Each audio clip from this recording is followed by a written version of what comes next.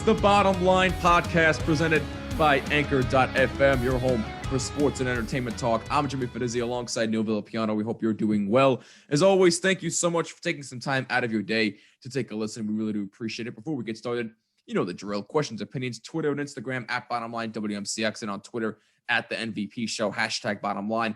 Leave a voice message on the Anchor app or at Anchor.fm. And if you like what you see on YouTube, please leave a like and a comment down below. It helps out tremendously. And please make sure you subscribe and hit the bell so you do not miss a single episode. And please subscribe on all audio listening platforms.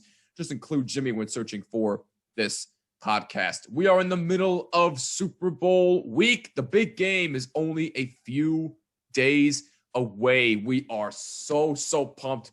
Tampa Bay and Kansas City in Tampa Bay, 25,000 fans allowed. It's going to be an absolute blast. And one thing we've got to mention in the last top five list that we did is that hopefully the Weeknd does not let us down with this Super Bowl halftime show. As I actually like the Weeknd. He's one of my my guilty pleasure type of artists that I like to listen to every now and then. So I do appreciate him. He's super talented. So hopefully he won't let us down. But anyway, probably won't. But no, this particular top five list. I have breaking news.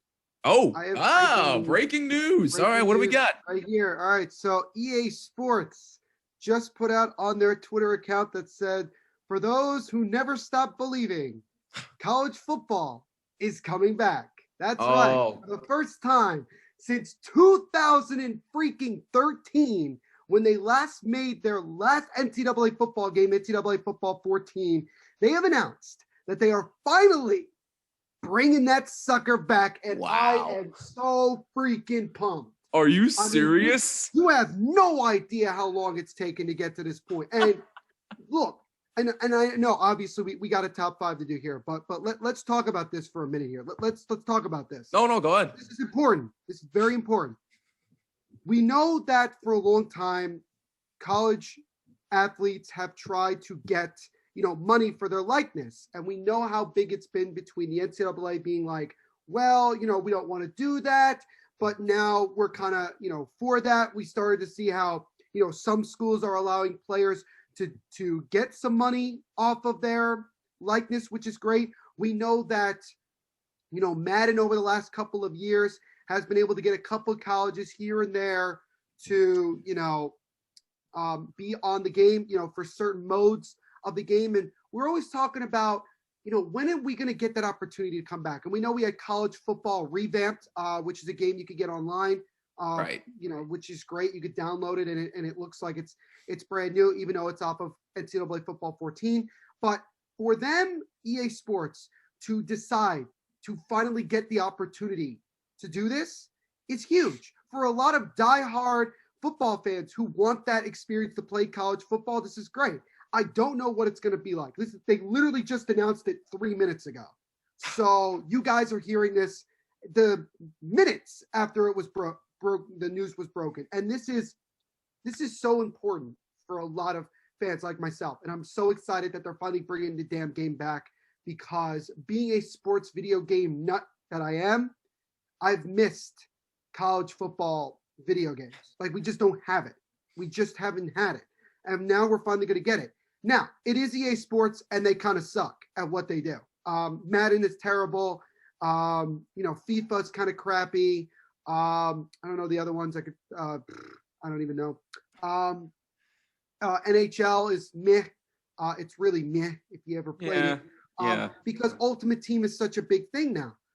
But hopefully, pray to God, hopefully that with the decision to bring back college football, that they use this as an opportunity to really make the game good instead of worrying about Ultimate Team and worrying about microtransactions.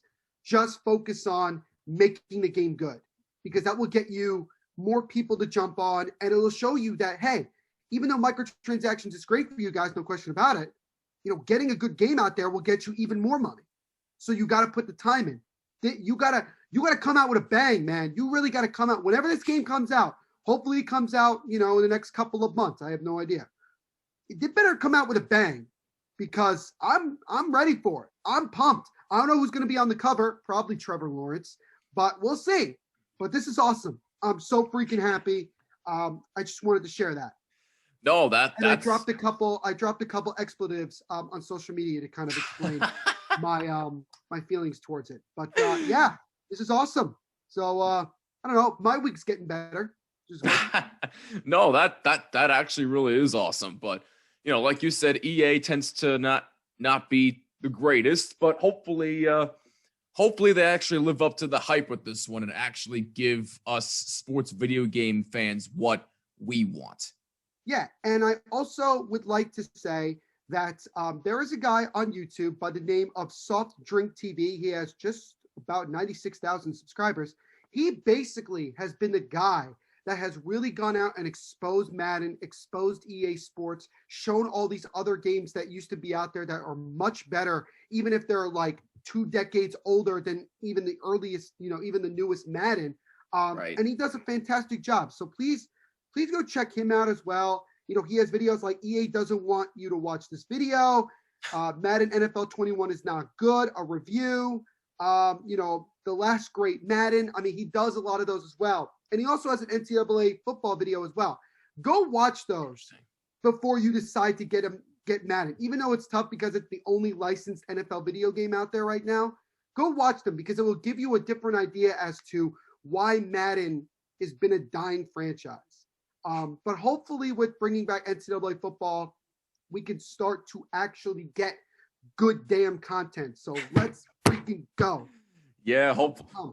Yeah, like I said, hopefully they can live up to the hype for us sports video game fans. That is tremendous news. So congratulations to them on that. So with that breaking news, congratulations to all the people on social media that have been banging their fists on the table like I have for 6-7 years to try to get this damn thing done. And now they finally did it. And I'm glad that EA acknowledged that and said, oh, you guys never stop believing, because at some point we were going to get this. So I'm glad that the fans of NCAA football deserve this. And this is what I'm happy about. Well, hopefully it's worth the wait after 6-7 years. Let's hope that. It better be. It better freaking be. But it's EA. It's EA Sports. You can't trust them as far as you can throw them. Yeah, we'll see. Hopefully it's worth it, man. But that's awesome news. But anyway, though, with that breaking news aside, today we have another Super Bowl themed top 5 list. As last episode, we did our top 5 Super Bowl halftime shows. Today, we are going to count down our top 5 favorite Super Bowl games ever. Now, again, I have to reiterate this every time. These are strictly our own opinions, not fact. So please do not get into a hissy fit. If you agree or disagree, that is fine. And if you want to leave your own list, let us know on Twitter and Instagram, or leave a comment down below if you're watching on YouTube. So with that out of the way, top 5 Super Bowl games. Neil, if you don't mind, my man, I will kick things off with the top 5 Super Bowl games according to yours truly. What was that, Neil? I said, go ahead. Thank you. So here we go. Starting off with number 5 on my list.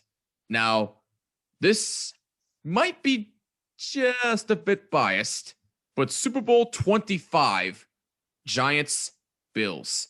This was probably one of the NFL's most memorable games. Obviously, starting off with Whitney Houston's incredible rendition of the national anthem. I mean, you just knew it was going to be a great game, and it had everything. A back-and-forth effort by both teams that ended on a Scott Norwood 47-yard field goal that missed wide right as time expired. The Giants ended up winning the Super Bowl by a final score of 20-19. So Super Bowl 25, Giants, Bills. Might be a bit biased, but that's number 5 on my list. Yeah, I mean, I think when you look at that Super Bowl, what you have to remember is this.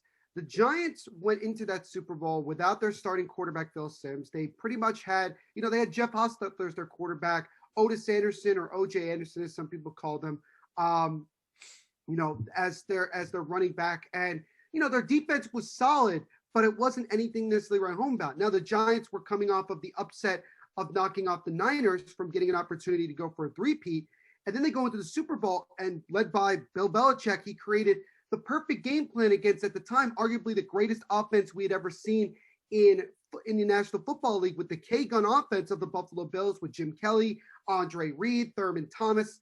those guys putting up points after points after points. And for them to only come up with 19 points in the Super Bowl was a job well done by the Giants defense and a great job by Bill Belichick, as it proved right away that Bill Belichick knew what he was talking about and he knew what it took to win those big games. And yes, it did come down to a wide right field goal attempt by Scott Norwood, but still, the Giants would have gotten blown out had it not been for the great job by Bill Belichick and that defense. Oh, yeah, 100%. So, again, might be a bit biased, but Super Bowl 25, Giants-Bills, is number 5 on my list. Number 4, Super Bowl 32, Broncos-Packers. Now, in case you don't remember the Super Bowl, let me give you a little bit of a rundown here. John Elway and the Broncos were pretty much the butt of many jokes after losing 3 Super Bowls in embarrassing fashion. Not only lost, in embarrassing fashion. Keep that in mind, okay? From 1987 until 1990. But they finally overcame that reputation with the first of 2 consecutive victories. The Packers were down by as much as 10, but came back to tie it with Brett Favre's 3rd touchdown pass of the game with 13:32 left in the 4th quarter. But Terrell Davis, who had a migraine during the game, by the way, returned to score a record-breaking 3rd rushing touchdown with 1:45 remaining, and Terrell Davis would go on to win Super Bowl MVP, and John Elway would finally get his first ring. And of course, you can't forget the famous helicopter move by John Elway. That's one of the most iconic plays of all time. So Super Bowl 32, Broncos-Packers, is number 4 on my list. Yeah, I mean, again, John Elway, once again in the Super Bowl, had lost 3 other Super Bowls prior, and a lot of people were wondering if that was going to be his last year in the NFL. But the Broncos were ready to go to get to that Super Bowl, and they were going to do whatever it took. They brought in Neil Smith via free agency after he had tormented the Broncos for many years while playing for the Kansas City Chiefs to, help that defense. Terrell Davis, who pretty much started as a special teams guy to become arguably one of the greatest running backs of all time, to get to 2,000 yards the year after they won Super Bowl 32. They were ready to go, and they were taking on a Packers team that looked like that they could very well go for a dynasty run. I think had they won that 2nd straight Super Bowl, I think we would have started talking about them being a dynasty. And Brett Favre, it would have cemented him as maybe even further along in the list as one of the greatest quarterbacks of all time. And it's disappointing when you think about, because that was the last time he ever got to the Super Bowl in his career, which is crazy to think about. But, John Elway, he wanted to do everything he could, and he realized that he didn't have to carry the team like he did in years past. He had a great running game. He had really good receivers. He had a great defense, and they proved it. And he went out there and did that helicopter play because it showed he wanted to win that Super Bowl as bad as anybody could want it. And for him to be carried off the field, for the owner of the team to say, "This one's for John," it was such a great moment for John Elway. And everyone thought that was it. Now he's done it and he doesn't need to do it again. Well, he went back and did it again the very next year in probably a lot easier fashion. I don't think there was much drama this time around, but they went and they won the Super Bowl again, and John Elway was able to retire winning back-to-back Super Bowls, and I think that's a pretty good way to go out. But Super Bowl 32 was a great one because we finally were able to get a legend to finally get his first Super Bowl title. Oh, yeah. No, absolutely. You're 100% right. And again, props to Terrell Davis for playing with a migraine and winning Super Bowl MVP. No question about it. So that is number 4 on my list, Super Bowl 32. Number 3, Super Bowl 47, Ravens 49ers, the Harbaugh Bowl, Jim versus John. This game featured 2 brothers coaching against one another, a lengthy power outage, and a riveting comeback by the 49ers, which fell just short in the 4th quarter when Colin Kaepernick could not connect with wideout Michael Crabtree on 4th down. The Ravens held on to win, and veteran defensive players Ray Lewis and Ed Reed were able to end their storied careers on high notes. That game was probably one of the most entertaining games I've ever seen. I mean, and the power outage was the icing on top of the cake. Because I remember when that happened, there were like a whole bunch of memes about it. Like, I think I know who's responsible for this. Like, and you had the whole like the Dinkelberg memes and stuff like that. It was really, really funny. So that game definitely had everything to me. Super Bowl 47, Ravens 49ers is number 3 on my list. Yeah, I mean, we look at the first half of that game and even early into the third quarter, the Ravens were just kicking the crap out of the Niners. I mean, it looked like it was going to be just another one of those blowouts. And then the power goes out, which we had never experienced before. I think it took like an hour, maybe an hour and 15 minutes before the lights actually were able to come back on. And it seemed like once the lights came back on, the offense of the Niners turned on. And all of a sudden you just saw them scoring point after point. And it got down to the end and it came down to a 4th down play where the Niners, if they score a touchdown, they pretty much win the game. And it was going to be interesting to see, what would have happened there. But a great defensive play. I forgot who exactly made the play, but a great defensive play there at the end was able to deny the Niners of scoring a touchdown and winning that game. Joe Flacco, who is from New Jersey, won the Super Bowl MVP. And and Ray Lewis got to go out a champion, winning his 2nd Super Bowl. And that was just a great thing for Baltimore that they were able to get to the mountaintop again. And one of the craziest Super Bowls we certainly have seen over the last many, many years.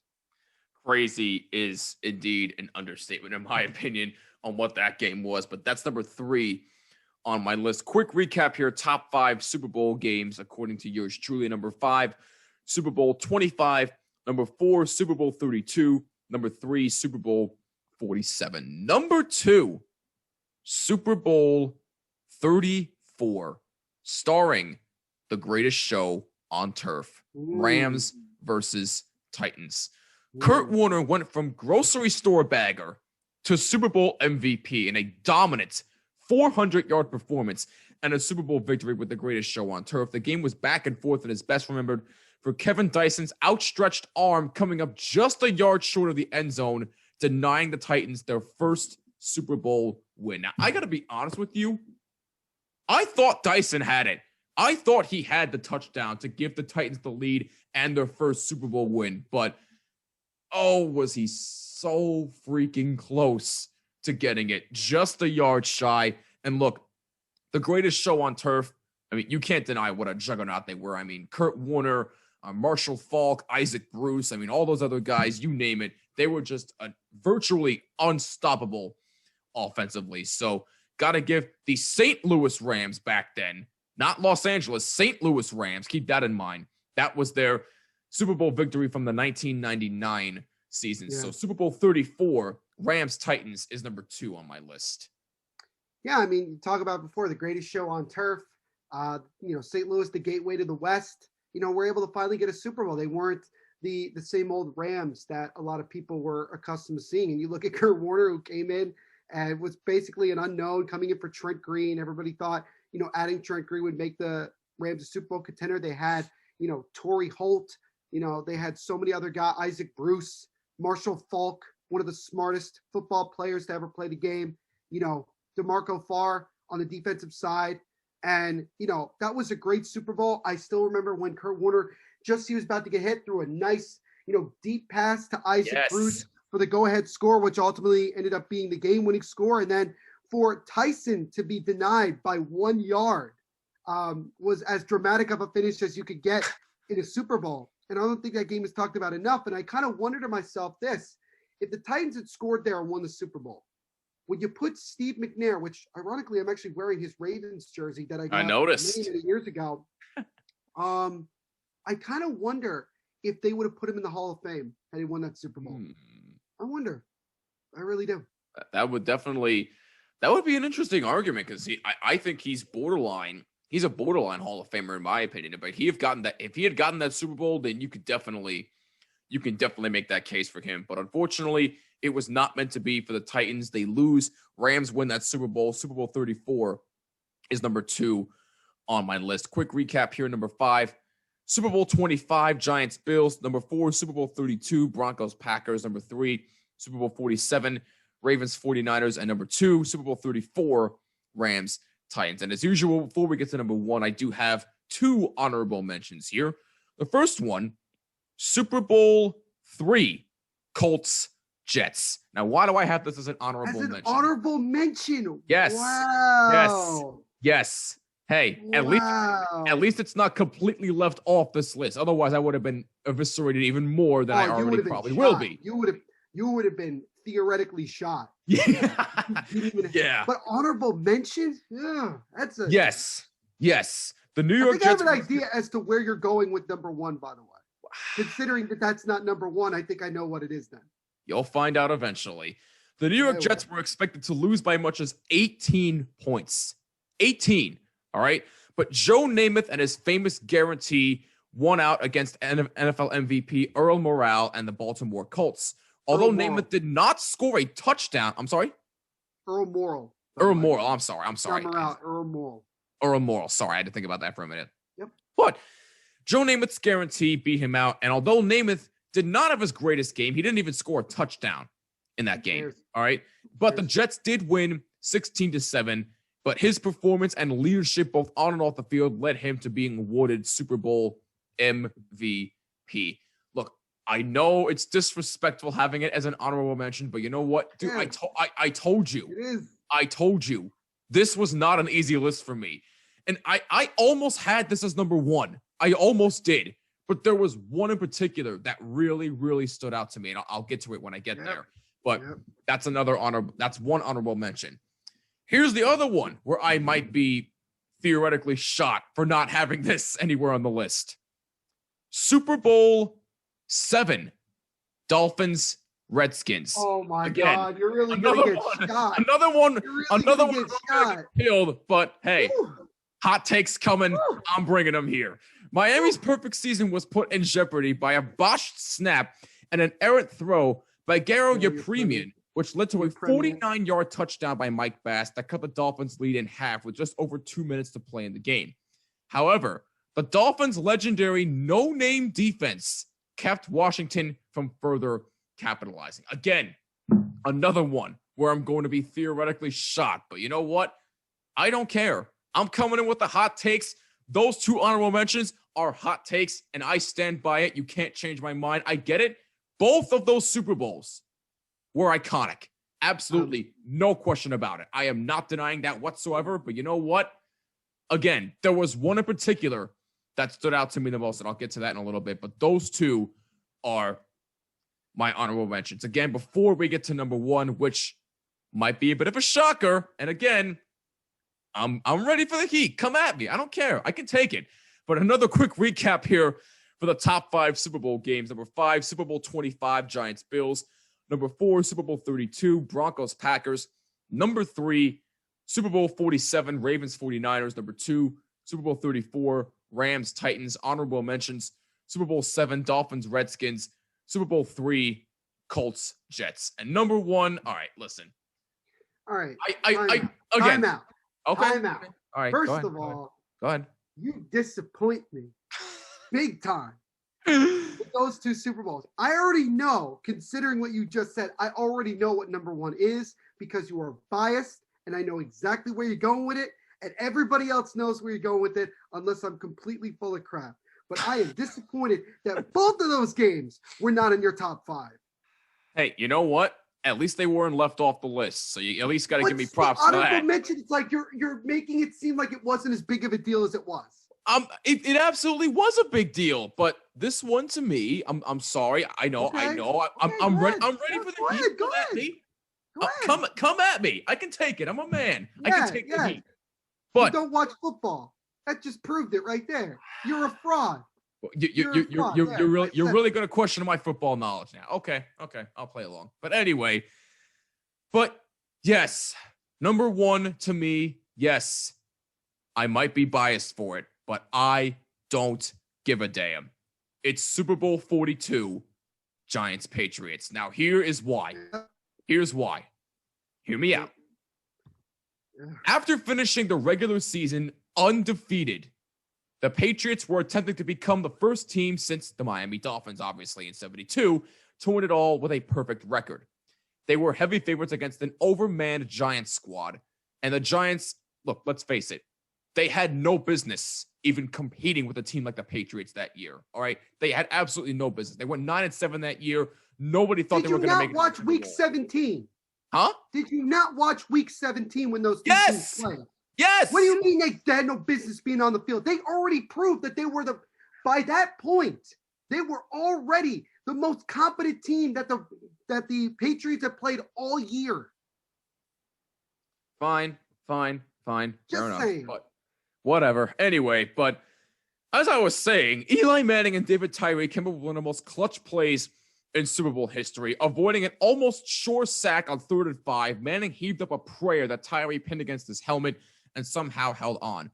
Thus, the helmet catch was born. And then, of course, the go-ahead touchdown of Plaxico Burress went on to be the game winner, and the Giants pulled off one of the biggest upsets in Super Bowl history. Not the biggest, one of the biggest upsets in Super Bowl history. So, yes, come at me with all the heat you want. Come at me. I can take it. Twitter, Instagram, YouTube, come at me. But I stand by this list.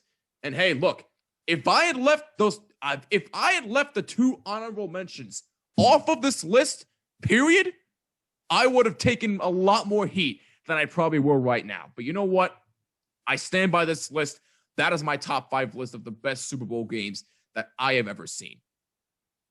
And I am sorry to disappoint my friend and my co-host here. As I can tell, if you're not watching on YouTube, I'm not the only one here, by the way. I'm not the only one ready to come through the screen and murder me. You disappointed a lot of people. So let me try to salvage some people's, emotions here. Go ahead, Neil. The floor is yours. I only have one bias. I'm taking enough heat as it is. I only have one biased one, okay? And I put it at 5 so that people can be okay with it. Okay. Number 5, Super Bowl 11, Pasadena, California. Raiders kicked the ever-living crap out of the Minnesota Vikings 32-14. Now, here's why. Let me tell you why. First of all, the Raiders for several years prior to that were the bridesmaid, never a bride. They had to constantly deal with the BS of the Immaculate Reception and all the happy horse manure of the Pittsburgh Steelers, the lily white Miami Dolphins, all these teams, okay? They had to deal with all that crap. Finally, in 1976, going into 1977, they were able to finally exercise the demons. They beat the crap out of the Steelers in the AFC Championship game. They go to the Super Bowl against another bridesmaid team in the Minnesota Vikings, who had already been to 3 Super Bowls prior to this. They'd already been to 3 and had not gotten the job done. The Raiders were going to make sure that they were not going to let this slip away. And the game was still in question in the first half, right? And the Vikings had the ball on 4th down, or I think it was either 2nd or 3rd down, actually. And it was right from the 1-yard line of the Raiders. They run the ball up the middle to Foreman, and who makes the play to force the fumble? None other than my uncle, number 41, left outside linebacker, Phil Villapiano. He makes the tackle, fumbles the ball, Raiders pick it up. The Vikings never recover from that and get the doors blown off them because of the likes of Kenny the Snake Stabler, Dave Casper, the friendly ghost tight end. You have Fred Biletnikoff with Stickum. You have old man Willie Brown getting an interception return for a touchdown. John Madden winning his first Super Bowl, being carried off and nearly crushing every cameraman as he was being thrown down to the ground. I mean, you had everything. The Raiders finally were able to prove that they were one of the best teams in the 70s and even in the early 80s. They proved that. They were a dominant force. Just win, baby. And that's what the Raiders did in Super Bowl 11. And my uncle made the play of the game, which everybody talks about. And that was the turning point of that entire game. He didn't win MVP, obviously, but that was the biggest play of that game. That's what won them the Super Bowl. So that's why it's number 5 on my list. Is it biased? Yeah. Like Jimmy said, don't care. And the other guys have on my list, you'll understand. So now, let's go to number 4. Another Super Bowl that you had already mentioned. Super Bowl 47. Ravens 34-31 over the San Francisco 49ers. Not really much else to say. Blowout in the first half. It looked like, honestly, that this was going to be a cakewalk for the Ravens. The power goes out. Ray Lewis has conspiracy theories up the wazoo about, the NFL didn't want this to be a blowout, so they tried to do something to change the momentum. And if that's true, it certainly worked out as the Niners were able to come back, cut the deficit to just 3, and had a chance on 4th down to go and score a touchdown to give themselves the chance to win the football game. And unfortunately, a great defensive play by the Ravens denied the Niners and the Harbaugh Bowl was won by John Harbaugh, and the Ravens were able to win their second Super Bowl in franchise history. Ray Lewis went out a Super Bowl champion, a two-time Super Bowl champion. Joe Flacco, Super Bowl MVP from New Jersey, I might add, because I like mentioning those things. And that is number 4 on my list. Number 3 is one of the Super Bowls that Jimmy so kindly forgot to mention on his top 5 list. He put it in the honorable mentions, but he didn't put it in his top 5. Number 3 is Super Bowl freaking 7, because it's the only Super Bowl in which a team won it and went undefeated the whole year. And that has never been done before. And I'm telling you right now, it's never going to happen again. No, it's not. Never happen. Now, yes, was the game itself crappy? I mean, from a score standpoint, yes, it was 14-7. Right. And you know what was funny is that the Dolphins were trying to kick a field goal to win the game 17-0 in a 17-0 perfect season. And as you know, Larry Zonka, the Hall of Fame running back for the Dolphins at that time, said, when you're looking to try to create destiny, destiny kicks you right square in your ass. Yep. And that's what happened there. And Garo Yepremian trying to throw a football, which he clearly proved he couldn't do. And then he made an awful attempt to even try to tackle the guy to give up a touchdown. I mean, they nearly lost the game because of that crap. But luckily, they were able to win the Super Bowl. I believe that Super Bowl MVP was a defensive back. Yes. Number 13, his name escapes me, and I apologize for that. But he had 2 interceptions in the game, which basically won them that Super Bowl. And the Dolphins completed the only undefeated season in the Super Bowl era. I know there's been undefeated seasons prior to 1966, but this was the first one and the only one in the Super Bowl era. Right. For that reason, he's number 3 on my list. So, quick recap here. Number 5, Super Bowl 11, Raiders beating the Vikings 32-14 in Pasadena, California for their first Super Bowl title. Number 4, Super Bowl 47, the Baltimore Ravens defeating the San Francisco 49ers in New Orleans 34-31 in the famous Blackout Bowl, as I call it. And then Super Bowl 3, like I just mentioned, Super Bowl 7. Sorry. Super Bowl 7 is number 3 on my list. Miami Dolphins beating the Redskins 14-7 to become the only undefeated team in Super Bowl history. 17-0 perfect season. And interestingly enough, you want to talk about Super Bowl 3 for a minute. You know who was the quarterback most of the year for the Dolphins in 1972? Earl Morrall, who was the losing quarterback of Super Bowl 3 because Bob Greasy got hurt. Yep. So there's a fun fact for all you. There's a trivia question for any of you guys out there if you need it. Now we'll go to number 2. And like Jimmy said, there is bias to this, but it's also understandable in many ways because we consider the impact of it. Super Bowl 42, the Giants defeating the New England Patriots 17-14.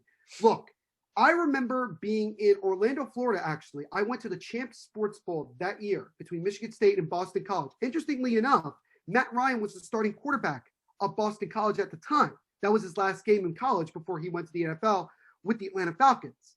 I was staying at the Nickelodeon Hotel, which is a great hotel if you're a kid. I mean, honestly, it's like actually like fun as hell.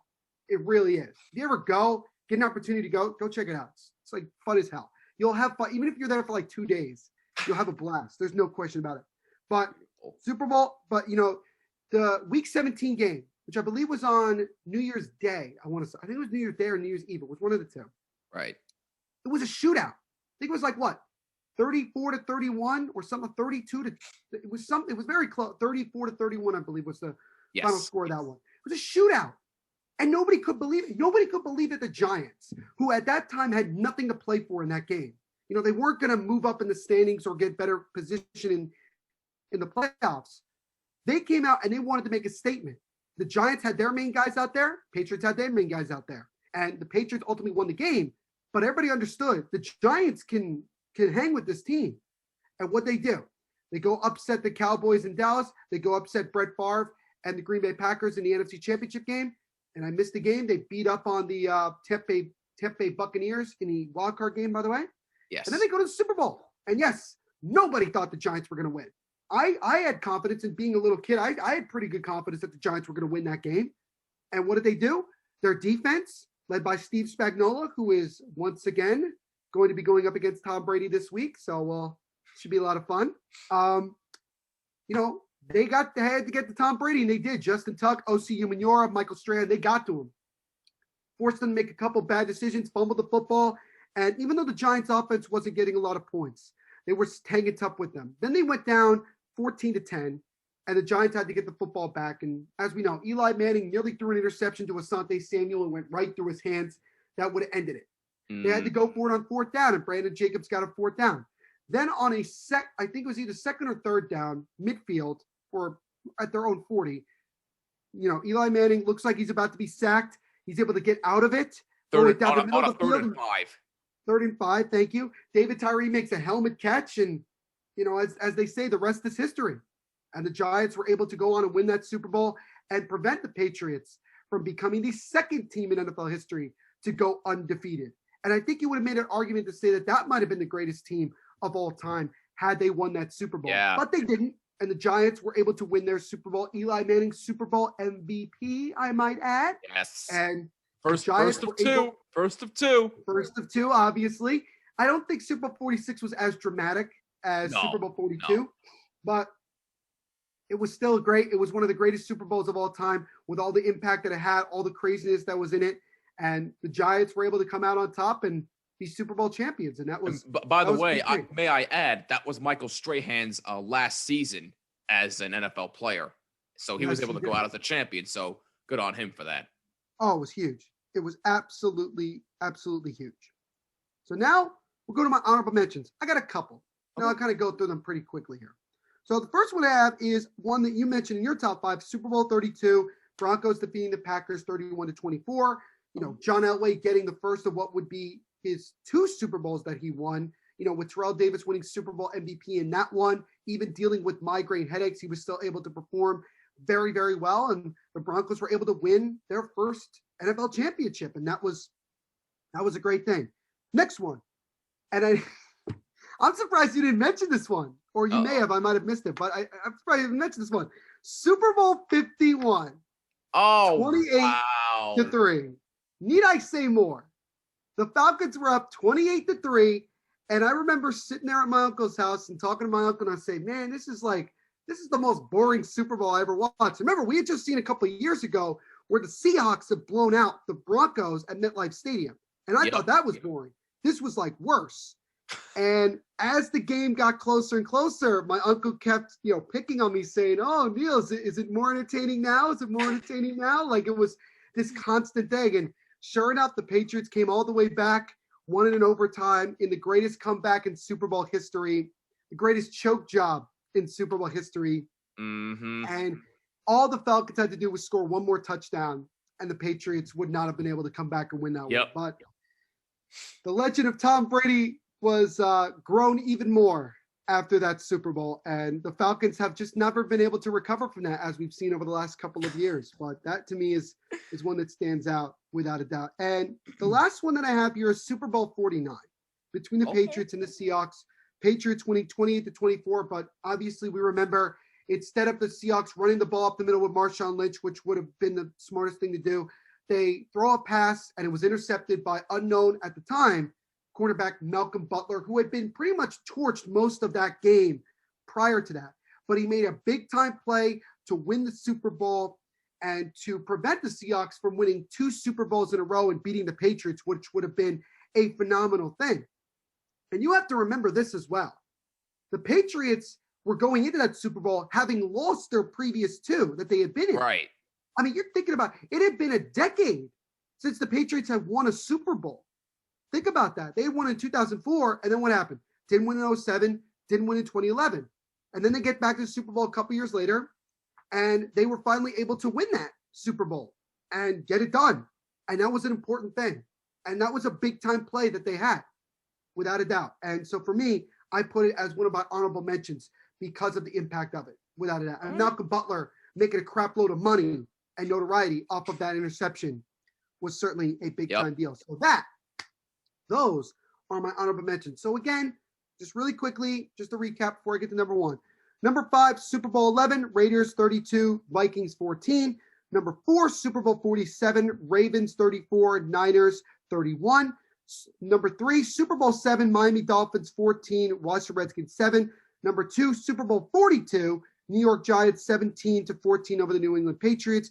And my honorable mentions are Super Bowl 32, Broncos 31-24 over the Packers. Super Bowl 51, 34-28 Patriots over the Atlanta Falcons. Super Bowl 49 and Super Bowl 49, New England Patriots over the Seattle Seahawks 28-24. And number 1 is another one that Jimmy so kindly decided to not put on his top 5. He did put it on his honorable mentions, but that's not doing it. That's not doing it. That's not justifying it. That's not doing it just. Super Bowl 3, New York Jets 16-7 over the Baltimore Colts.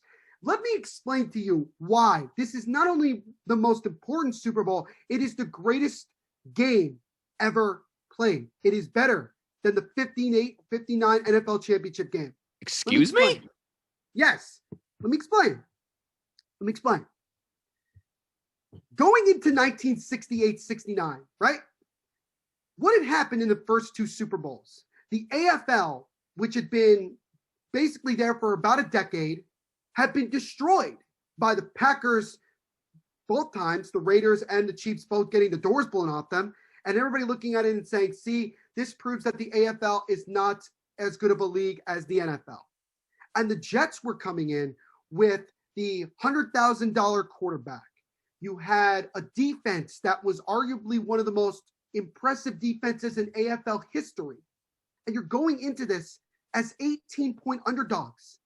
Nobody has ever been that big of an underdog going into a sporting event, let alone a Super Bowl. Clearly, everybody thought that the Jets were going to get destroyed because the Colts had been so dominant that year. Earl Morrall was the NFL MVP that year, replacing an injured Johnny Unitas. You know, you had so many great players. Eric Berry, you know, you had Bubba Smith on the defensive side. You had Don Shula, who hadn't even gotten to the point of being one of the greatest, if not the greatest coach of all time. You had Chuck Noll, who hadn't even been the coach of the Steelers yet on that side. Yep. Are you kidding me? Oh, and by the way, you know who the Jets had? They had Weed Eubank, but they also had Buddy Ryan. Everybody remember Buddy Ryan from the 85 Chicago Bears? Yep. Yeah. There was talent on both sides of the ball. But the Jets came in, and Joe Namath was so freaking tired of everybody asking him, you know, do you think you're going to win? Do you think you're going to win? Or somebody, hey, we're going to kick your ass, blah, blah, blah. And he says, you know what? BS on that. We're going to win the game. I guarantee it. Nobody has ever done that. Nobody has ever done that. Excuse me. You can edit that out if you'd like. Or keep it. I don't care. But the Jets came in, and their game plan was simple. Establish the run. Because all the Colts were thinking about was, we got to stop Joe Namath. We got to stop Joe Namath. Well, you established the running game. In this situation, usually I go, the pass sets up the run. This was different.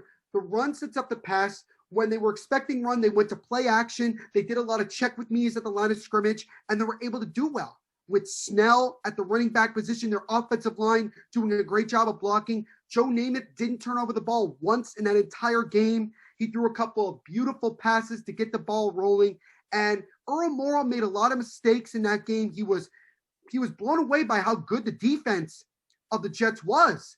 And they tried to bring in Johnny Unitas to try to salvage it and try to somehow win that game. And they didn't do it, and it didn't work. And the Jets were able to upset the Colts. Do you understand? Nobody thought the AFL was good. Nobody thought that they were a legit league. And Joe Namath, of all people, who at that time was certainly the face of the American Football League, was able to go out there, guarantee that they would win, and actually go on and do exactly what he said he was going to do. And we have that iconic him running off the field doing the number one thing. He said he never did it before or after. The Jets won still their only Super Bowl ever. And the Colts, even though they were able to win the Super Bowl 2 years later, they never recovered from that.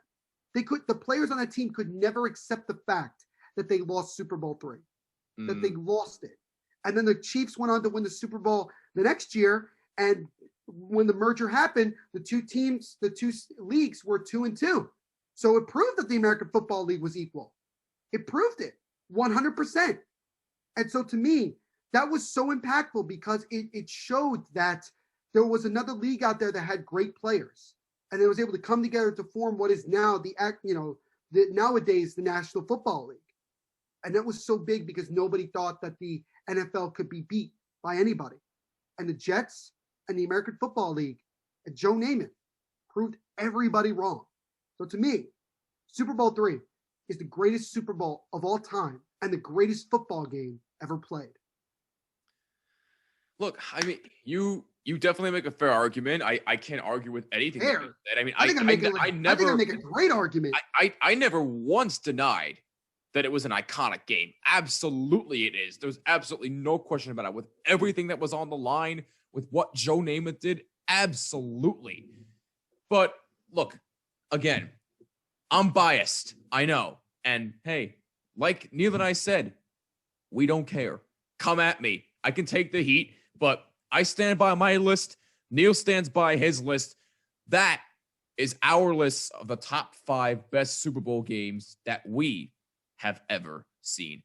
And on that note, that'll wrap it up for this episode of a very heated episode, I should add, of the Bottom Line Podcast. If you agree or disagree with any of our lists, or if you want to leave your own list, let us know on Twitter and Instagram at BottomLineWMCX, and on Twitter at the MVP Show, hashtag Bottom Line. Leave a voice message on the Anchor app or at Anchor.fm. And as always, if you like what you see on YouTube, please leave a like and a comment down below. Helps out tremendously. And please make sure you subscribe and hit the bell so you do not miss a single episode. And please subscribe on all audio listening platforms. Just include Jimmy when searching for the Bottom Line Podcast. Again, come at me with all the heat you want. I can take it. That's the beauty of sports talk, ladies and gentlemen. But coming up in the next episode, we will finally preview the big game. Super Bowl 55 is just upon us. Chiefs, Bucks. It is going to be a blast. We will give a full breakdown, and we will give our predictions on who will win. It's going to be so much fun, so stay tuned for that. For Neil Villapiano, I'm Jimmy Finizzi. This is the Bottom Line Podcast. See you in the next episode.